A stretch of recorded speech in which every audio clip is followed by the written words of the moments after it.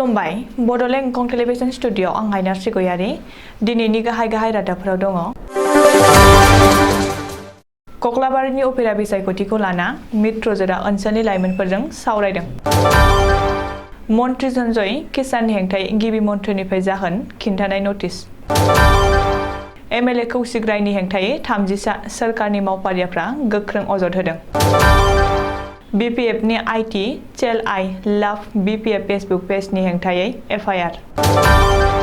बनसुआ आमिर हामजानि हेंथायै क'क्राझाराव गोख्रों खुद्रिसारदों। पेप्सुआव 23 मोसौजों लोगोसे सासे सिखाव हमजादों। सनितपुराव सासे उन्दै हिनजावसाखौ जिनाहारि खालामनाय जाथाय।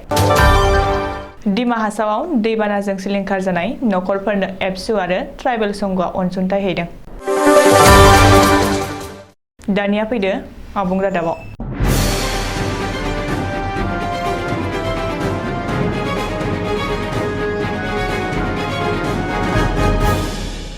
फैगौ 8 जुन खालि जानो गोनां बिटिसिनि 22 नं कक्लाबारि बियाबनि उफेरा बिसायख'थिनि थाखाय गोख्रों फोसावदिंनो जागायबाय। खुंथाय गोहोआव थानाय मित्रजोटा कक्लाबारिनि उफेरा बिसायख'थिखौ नोजोर होना आरो फोसावदिंनायनि असिलायै दिनै मित्रजोट एबा खुंथाय गोहोआव थानाय मोनथामबो दोलोनि प्राइमारि थाखोनि मावथिफोरजों लोगोसे जथायै सावरायनाय हाबाफारि लायो। कक्लाबारि लोखि बाजारनि सावराय नब्लाङाव खुंनाय बे जर'खा सावराय जथुमाव मोनथामबो दोलोनि मावथि सोद्रोमाफोर आरो ओनसोलनि लाइमोनफ्रा बाहागो लायो। मोनथामबो दोलोनि मावथि सोद्रोमाफोरजों सावरायनाय बे सावराय जथुमाव बिटिसिनि गाहाय आरो इउपिपिएल दोलोनि आफादगिरि प्रमद बर', बिजेपिनि आफादगिरि पबिस कलिता, गिबि मन्त्रि डक्टर हिमन्त बिश्व शर्मानि पलिटिकेल सेक्रेटारि आरो नलबारिनि एमएलए जयन्त मल्ल बरुवा, लरेन्स इस्लारि, जलेन दैमारि मन्त्रिजोटजों सायख'जानाय 22 नं कक्लाबारि उफेरा बिसायख'थिनि बिजाथि मन्टु बर', बिटिसिनि गोबांसा इएम आरो एमसिएलएफोरजों लोगोसे मोनथामबो दोलोनि दैदेनगिरिफोरा बाहागो लायो। मख'नो गोनांदि मोनथामबो दोलोनि मावथिफोरजों सावरायनाय बे जथुमाव बिटिसि सोरखारा गेलेमु, आबाद, सोलोंथाइ आरो गासैबो बिथिङाव जौगाखांनायनि थाखाय खामानि मावगासिनो दं होननानै प्रमद बर'आ फोरमायथियो। बेजों लोगोसेनो गेलेमु, सोलोंथाइ, आबाद आरो समाजनि गाहाम जानाय आरो जौगानाय बिथिङाव गावबा गावखौनो फकास खालामनो थाखायबो प्रमद बर'आ कक्लाबारिनि लाइमोनफोरखौ खावलायो। बबेखानि बेनि सिगां एमएलए जलेन दैमारि, बिजेपि आरो जिएसपिजों उदां मदद खालामजानाय इउपिपिएल दोलोनि बिजाथि मन्टु बर'खौ लोगोआव लाना कक्लाबारि ओनसोलनि लाइमोनफोरजों सावरायो होननानै प्रमद बर'आ गावनि अफिसियेल फेसबुक पेजआव फोसावदों।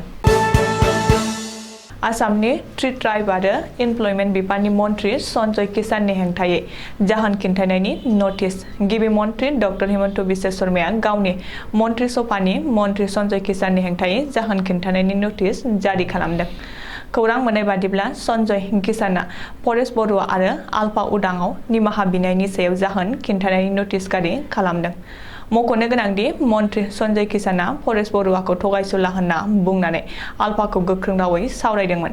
नाथाय आल्फा उदांनि बिथिंनिफ्राय 48 घन्टानि गेजेराव निमाहा बिनो सम खाना होनानै गोख्रों हुमखि होनायनि उनाव सन्जय किसानआ आल्फा उदांआव निमाहा बिनो गोनां जादोंमोन।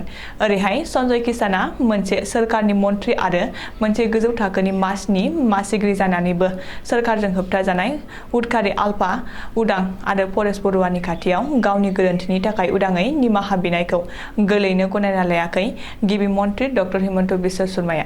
बेनिखायनो गिबि मन्त्रिया सन्जय किसाननि हेंथायै जाहोन खिन्थानाय नटिस जारि खालामदों आरो मा जाहोननि थाखाय परेश बरुवानि खाथियाव रायजो सोरखारनि सासे मन्त्रिया निमाहा बिदोंमोन बेनि फिननाय बिदों। सोरखारि मावख'गिरिफोरनि गोख्रों हेंथा खालामनायजों मोगा-मोगि जानांदों लखिमपुरनि बिजेपि एमएलए कौशिक रायआ। कौशिक रायनि हेंथायै सोरखारि मावख'गिरिफोरखौ लाजि फोनांनायनि गोख्रों अजद। कौशिक रायनि हेंथायै मन्त्रि अशोक सिंहालनि सिगाङाव सा 3 सोरखारि मावख'गिरिफोरखौ माइरं सिखाव बुंना लाजि फोनांनायनि गोख्रों अजद। बेखौ लाना सा 30 सोरखारि मावख'गिरि आरो मावफारियाफोरा बिजेपि एमएलए कौशिकरायनि हेंथायै लिरनाय महराव अजदलाइ होदों। मिथिनो हानाय बादिब्ला एमएलए कौशिकरायनि हेंथायै आसामनि चिफ सेक्रेटारि जिसु बड'आनोबो अजदलाइ दैथायहरदों। मख'नो गोनांदि दैबानाजों जालाखार जानांनाय सुबुंफोरनि रैखाथि बादा नायदिंना खौरां लाहैनाय समाव लखिमपुरनि एमएलए कौशिकरायआ दीपांकर नाथ, बिकास छेत्री आरो हुसैन महम्मद मबिन मुंनि सोरखारनि मावख'गिरिखौ माइरं सिखाव होनना लाजि फोनांनायजों लोगोसे सार्कल अफिसार दीपांकर नाथखौ गाज्रि सोदोब बाहायनानै गाज्रि आखु दिन्थिदोंमोन, जायनि जुनै काछार जिल्लानि गोजौ थाखोनि मावख'गिरिफ्रा एमएलए कौशिकरायनि सायाव खुद्रिखांदों। बड'लेण्डआव उफेरा बिसायख'थिनि बार फुदों। 20 नं कक्लाबारि बियाबाव जानो गोनां उफेरा बिसायख'थिखौ लोब्बा लाना राजखान्थि दैदेनगिरिफोरनि हाब्रुसारलायनाय आरो सोंखारिलायनायाबो बांसिनदों। राजखान्थि हान्जानि आइटि सेलफोराबो गावबा गाव थाखोआव गोख्रों खामानि मावगासिनो। बे समावनो बिपिएफ हान्जानि मोनसे आइटि सेलनि हेंथायै थानायाव एजाहार होनाय जाथाया सोराङाव फैदों।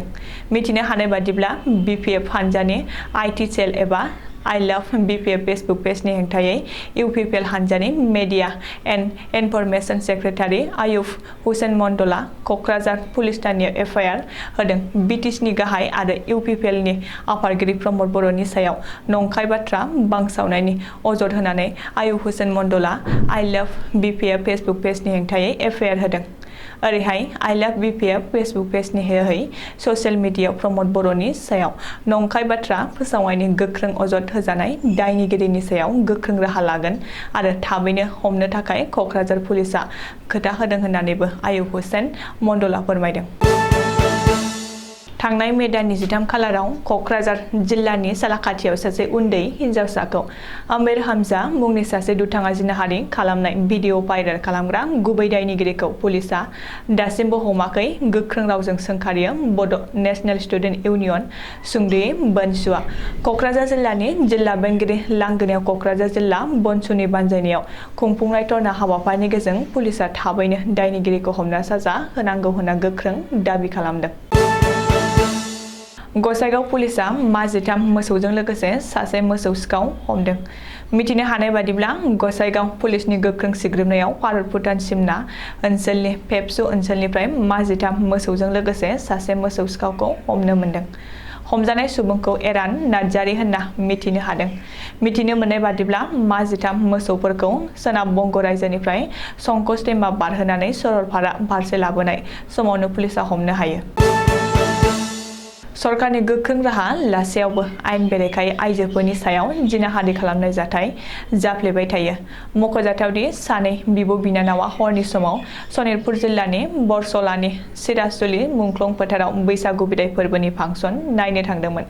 बाहेरायाव थांनाय समावनो उन्दै हिन्जावसाखौ माखासे लांसुनियाफ्रा उनथिंजायनिफ्राय खुगा मुथुना लांनानै बरसालि रत्नजुलिनि रावबो गैयै न'आव लांनानै जिनाहारि खालामहैदों आरो जिनाहारि खालामखांनायनि उनाव दुथांफोरा हरनि समावनो बाइक दैखांना दिखियाजुलि टाउनाव गिदिंथिंबाय थादों आरो फुंनि 5 रिंगासो समावसो बान्दुगुरि सेन्टाराव गारनानै गालांदों उन्दै हिन्जावसाखौ। जाथायनि उनाव न'खरनि सुबुंफोरा दिखियाजुलि आउटपस्टआव दायनिगिरिनि हेंथायै एफआइआर होदोंमोन। पुलिसनि गोख्रों सिग्रोमनायनि गेजेरजों जिनाहारि खालामनाय दायनिगिरि बिश्वजित अरांजों लोगोसे सासे सुबुंखौ पुलिस हमनो हायो। दिमा हासावआव गोबां अखा हानायजों दैबाना लोमसावनानै सिलिंखार जानाय नखरफोरनो एबसु आरो ट्राइबेल संघआ अनसुंथाइ हैदों। मख'जाथावदि दिमा हासावनि हाफ्लं आरो माइबंआव साननैसो सिगां गोबां जुब जुब अखा हानायजों दैबाना लोमसावनानै न'-बां हा-हु सिलिंखार खालामजानाय नखरफोरनो एबसु आरो ट्राइबेल संघआ जथायै थांनानै रिलिफआव थानांनाय सुबुंफोरनो नायगिदिंनायजों लोगोसे माखासे जाग्रा आदारबो अनसुंथाइ गथायनानै होदों। बे हाबाफारियाव गाहायै मेरु एबसुनि नेहाथारि कनिन्द्र बसुमतारी, सोलोंथाइ नेहाथारि सोमावसार बसुमतारी, ट्राइबेल संघनिफ्राय गाहाय नेहाथारि अदित काक्लारि, नेहाथारि धीरेन इंथियाहा बाहागो लाहैदोंमोन। दिनैनि रादाबा एसेनोसै, गोजोन्थों।